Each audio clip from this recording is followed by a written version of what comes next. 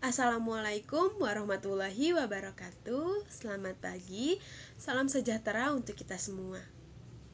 Yang terhormat Bapak Ifran Nur Triputra, MPD, selaku dosen pengampu mata kuliah Teori Belajar Bahasa dan teman-teman Y3C yang saya banggakan.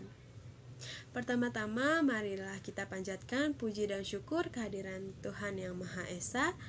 Karena berkat rahmat dan hidayahnya, kita masih dapat berkumpul dalam perkuliahan daring pada pagi hari ini dengan keadaan aman, sehat, dan bahagia. Perkenalkan, saya Gita Stianingrum, perwakilan kelompok 6, yang akan menjadi moderator presentasi kelompok pada hari ini. Sebelum mulai presentasi, izinkan saya selaku perwakilan kelompok menyampaikan permohonan maaf jika selama presentasi kelompok kami berlangsung masih terdapat banyak kesalahan dan kekurangan. Kritik dan saran kami butuhkan untuk keberlangsungan presentasi kelompok selanjutnya. Kami dari kelompok 6 yang beranggotakan Susanti Ekasari, Asfa Mawadati, Desi Sucisiami, Gita Stianingrum, Gina Mustika, Ratna Widianti, dan Junita Putriani Sirait akan mempresentasikan materi dengan judul Pemerolehan Bahasa Kedua, Empirisme dan Rasionalisme dalam Bahasa Kedua. Baik, saya Gita Stianingrum, NPM 2020 2150429 akan memulai presentasi. Pemerolehan bahasa kedua. Pemerolehan melibatkan berbagai kemampuan seperti sintaksis, fonetik, dan kosakata yang luas. Biasanya pemerolehan bahasa merujuk pada pemerolehan bahasa pertama yang mengkaji pemerolehan anak terhadap bahasa ibu mereka. Jadi, bisa dipahami bahwa jika pemerolehan yang biasanya digunakan pada bahasa pertama digunakan pada bahasa kedua, maka pemerolehan bahasa kedua memiliki arti sebuah proses manusia dalam mendapatkan kemampuan untuk menghasilkan, menangkap, serta menggunakan kata secara tidak sadar untuk berkomunikasi. Pemerolehan bahasa kedua melibatkan kemampuan sintaksis, fonetik, dan kosakata yang luas pada selain bahasa ibu atau bahasa pertama, yaitu bahasa kedua, ketiga, keempat, dan seterusnya, atau sering juga disebut sebagai bahasa target. Senada dengan uraian Rob Ellis sebelumnya, seorang profesor di Departemen Kebahasaan Universitas Auckland, New Zealand, menyebutkan bahwa pemerolehan bahasa kedua dapat merujuk pada bahasa apapun yang dipelajari setelah bahasa ibu mereka. Selanjutnya presentasi akan dilanjutkan oleh Desi. Kepada Desi saya persilahkan. Empirisme dalam pembelajaran bahasa kedua. Empirisme merupakan aliran yang menjadikan pengalaman sebagai sumber pengetahuan. Dari aliran ini beranggapan bahwa pengetahuan diperoleh melalui pengalaman manusia dengan cara observasi atau penginderaan pengalaman. Ini juga merupakan sumber dari pengetahuan manusia. Aliran empirisme ini muncul pada abad ke-17 setelah lahirnya aliran rasionalisme. Dan empirisme ini berasal dari kata Yunani, yaitu empiris, yang berarti pengalaman indrawi. Oleh karena itu, empirisme juga disebutkan sebagai paham yang memiliki pengalaman sebagai sumber utama pengenalan, baik pengalaman lahiriah yang menyangkut duniawi maupun pengalaman batiniah yang menyangkut masalah pribadi manusia. Pada dasarnya, aliran ini sangat bertentangan dengan aliran rasionalisme. Penganut aliran ini menganggap pengalaman indrawi sering dianggap sebagai pengadilan tertinggi. Namun aliran ini memiliki banyak kelemahan, antara lain seperti indranya sifatnya terbatas, sering menipu, objek juga sering menipu seperti ilusi atau fata morgana. Adapun tokoh-tokoh aliran ini antara lain ada Francis Bacon, Thomas Hobbes, John Locke, David Hume, George Berkeley. Menurut pandangan mereka, semua perilaku merupakan respon terhadap stimulus. Perilaku ini terbentuk dalam rangkaian asosiatif, sedangkan belajar adalah merupakan pemesanan hubungan asosiatif antara stimulus dan respon yang berulang-ulang. Assalamualaikum warahmatullahi wabarakatuh. Nama saya Ratna Widianti, NPM 202021500542. Empirisme dalam pembelajaran. Menurut Darwin Origin of the Species tahun 1859, pada awal abad 20, proses belajar pada manusia banyak persamaannya dengan proses belajar pada binatang.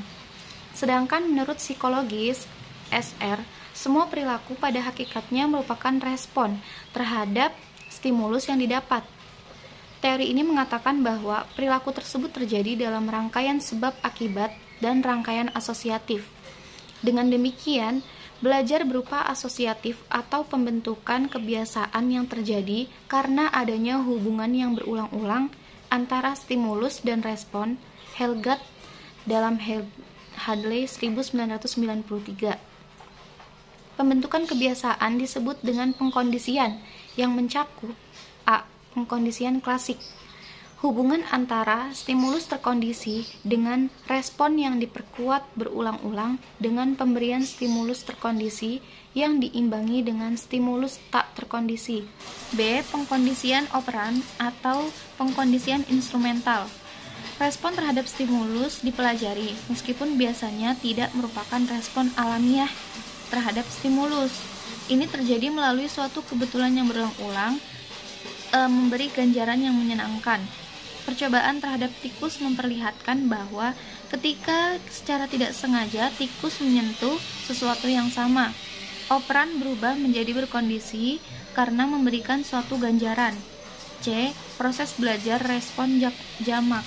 Binatang percobaan mempelajari serangkaian perilaku secara berurutan dan selalu dalam urutan yang sama, seperti pada binatang sirkus. Baik, saya Junita Putriani Sirait akan melanjutkan materi yang disampaikan oleh rekan saya, yaitu empirisme dalam pembelajaran. Beberapa pandangan teori empirisme yaitu ada 3. 1. Menurut pandangan behaviorisme. Yang kedua, menurut pandangan teori Skinner. Dan yang ketiga, menurut pandangan linguis. Yang pertama, menurut pandangan behaviorisme. Behaviorisme bersifat empiris karena behaviorisme mengajukan pada keyakinan akan suatu keyakinan yang ada. Behaviorisme menyimpulkan bahwa yang pertama, suatu organisme dikondisikan untuk memberikan respon terhadap stimulus. Yang kedua, proses belajar pada manusia sama dengan proses belajar pada binatang. Yang ketiga, proses belajar bahasa adalah sebagian saja dari proses belajar pada umumnya. Yang keempat, manusia tidak memiliki potensi bawaan untuk belajar bahasa. B. Menurut pandangan teori Skinner. 1. Skinner dalam buku Verbal Behavior pada tahun 1975 menggunakan istilah kondisi operan dalam belajar verbal. Yang kedua, bahasa merupakan sistem respon yang canggih yang dipelajari manusia. Yang ketiga, ada pola-pola bahasa yang diikuti ganjaran yang akan berkembang, begitupun pola sebaliknya. Yang keempat, menurut pengikut Skinner, pikiran manusia adalah tabur rasa. Yang C, menurut pandangan linguis. 1. Bahasa kedua harus dipelajari melalui tubian, yaitu pengulangan-pengulangan atau penguasaan dalam pembelajaran dan latihan. Yang kedua, teori ini digunakan dengan pandangan ilmu bahasan struktural yang melandasi pengajaran audiolingual untuk bahasa kedua dengan menekankan studinya pada fonologi dan morfologi. Yang ketiga, Omfield mengemukakan bahwa penguasaan bahasa tidak berkaitan dengan pengetahuan, melainkan dengan latihan. Dan yang terakhir, bahasa adalah gejala lisan. Baik, selanjutnya akan dilanjutkan oleh rekan saya. Terima kasih. Baik, di sini saya akan mencoba menjelaskan nasionalisme dalam pembelajaran bahasa kedua. Aliran nasionalisme memandang bahasa sebagai kemampuan manusiawi yang hanya dimiliki oleh manusia. Selain itu, telah dikenal dengan istilah perangkat pemerolehan bahasa Language Acquisition Device atau LAD yang dikemukakan oleh Chomsky. Mitchell menyatakan bahwa LED tersebut merupakan bawaan lahir dan meliputi. Yang pertama, di sini kemampuan membedakan bunyi bahasa dan bunyi-bunyi lainnya. Maksudnya adalah bunyi bahasa yaitu bunyi yang keluar dari alat ucap, sedangkan bunyi lainnya seperti bunyi binatang, kemudian bunyi benda itu bunyi yang selain dari alat ucap. Kemudian yang kedua, kemampuan menyusun bahasa menjadi sistem struktur. Artinya, yaitu seseorang mampu menyusun kalimat atau kosakata dengan baik dan benar. Atau ketika seseorang berbicara, maka seseorang itu harus mampu menyusun kata atau kalimat yang dia ingin ucapkan dengan baik dan benar sesuai dengan kaidah-kaidah yang berlaku. Yang ketiga, pengetahuan tentang yang mungkin atau tidak mungkin diterima dalam sistem linguistik. Yang keempat, kemampuan untuk membangun sistem paling sederhana yang mungkin berdasarkan data tersedia. Baik, selanjutnya rasionalisme dalam pembelajaran bahasa kedua. Di sini terdapat beberapa teori. Yang pertama, teori tata bahasa universal. Dalam teori tata bahasa universal mencangkup seperangkat elemen gramatikal atau prinsip-prinsip yang secara alami ada pada semua bahasa manusia. Nah, dengan prinsip-prinsip produk LED tadi, dia mencangkup beberapa prinsip-prinsip universal. Yang pertama yaitu prinsip-prinsip universal substantif serta prinsip universal formal.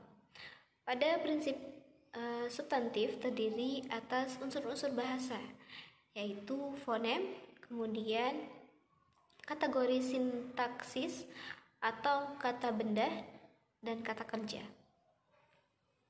Ciri-ciri teori universal substantif sebagai berikut. Yang pertama yaitu bahasa adalah kemampuan manusia diturunkan secara genetis. Artinya, bahasa adalah kunci penting dalam berkembangannya otak. Kemampuan berbahasa akan terekam dalam otak manusia yang nantinya akan diwariskan kepada keturunannya. Artinya, bahasa ini akan turun-menurun dan diwariskan kepada generasi atau generasi berikutnya. Jadi generasi ke generasi berikutnya atau turun-menurun dengan gen garis ibu. Seperti itu. Nah, yang kedua yaitu belajar bahasa ditentukan oleh mekanisme biologis. Yang ketiga, bentuk tertinggi pada tiap bahasa manusia adalah fungsi tata bahasa universal, yaitu seperangkat prinsip yang abstrak yang merupakan bawaan lahir. Yang keempat, tiap bahasa memiliki parameter yang dipelajari berdasarkan data linguistik. Yang kelima, tata bahasa inti yang sama dengan prinsip-prinsip universal, dan tata bahasa periferal yang mencakupi unsur-unsur yang tidak sama dengan tata bahasa universal. Nah, prinsip-prinsip universal yang ditemukan oleh anak-anak membentuk suatu tata bahasa inti yang sama dalam semua bahasa. Sebaliknya, tata bahasa periferal ini terdiri dari aturan yang tidak ditentukan oleh bahasa universal. Mungkin berasal dari bentuk bahasa yang lebih tua atau lebih lama, atau diserap dari bahasa asing atau bahasa lain, kemudian atau terbentuk pada waktu tertentu. Seperti itu. Yang keenam, tata bahasa inti secara umum dianggap lebih mudah dipahami daripada tata bahasa verbal, yaitu menurut Hadley. Baik, saya Susanti Ekasari, MPM 202021 50406 akan melanjutkan mengenai teori monitor. Stephen Kresen mengemukakan bahwa teori monitor sebagai berikut. 1. Orang dewasa mengemukakan kompetensi bahasa kedua melalui pemerolehan maupun proses belajar. 2. Jika pemerolehan terjadi secara ilmiah, maka urutan unsur gramatikalnya dapat diramalkan. 3. Pemerolehan sama dengan proses yang dialami anak-anak dalam bahasa ibu. Belajar melibatkan pengetahuan sadar tentang aturan-aturan. 4. Belajar hanya berfungsi sebagai editor yang dihasilkan dan hanya dapat menjadi monitor jika disertai kondisi yang memadai. 5. Struktur baru hanya dapat diskusi bila ada masukan yang dapat dipahami. 6. Pemerolehan hanya akan terjadi jika ada motivasi serta konsep diri dan tidak ada kecemasan. Menurut Hadley 1983.253. Selanjutnya C. Teori kognitif. Pendekatan-pendekatan kognitif terhadap pemerolehan bahasa termasuk pandangan interaktif yang memadukan faktor internal dan eksternal. Namun, dalam deskripsi teori Ausubel, Ellis, dan McLaughlin, penekanan terhadap penalaran faktor luas lebih terbatas dibandingkan dengan penalaran yang diberikan pada proses internal. D. Model holodinamik. Holodinamik adalah model pemerolehan yang dikemukakan oleh Renzo Titon 1981. Model ini merupakan sintesis antara ciri-ciri aliran behaviorisme dan kognitivisme. Namun, model ini menganggap aspek kepribadian sebagai komponen yang sangat penting dalam perilaku berbahasa. Holodinamik mencangkup tingkat yang berurutan. Tingkat tertinggi disebut tingkat tarik, yang kira-kira sama dengan struktur luar bahasa. Sedangkan tingkat bawah tarik adalah strategik. Tingkat ini lebih berciri kognitif dan menyangkut aturan-aturan yang berlaku dalam bahasa. Dan tingkat terendah adalah egodinamik. Kesimpulan. Benang merah yang dapat diambil dari pembahasan ini diantaranya adalah pembelajaran bahasa dan pemerolehannya memiliki maksud pendapatan bahasa yang mengacu pada proses alami, melibatkan manusia dengan belajar bahasa secara tidak sadar, sedangkan pembelajaran perhatiannya difokuskan pada bahasa dalam bentuk tertulis. Tujuannya adalah agar pelajar memahami struktur dan aturan bahasa. Baik teman-teman, sekian dari kelompok 6. Semoga apa yang kami sampaikan bisa dipahami dan bermanfaat untuk kita semua. Kurang lebihnya mohon maaf. Sekian dan terima kasih.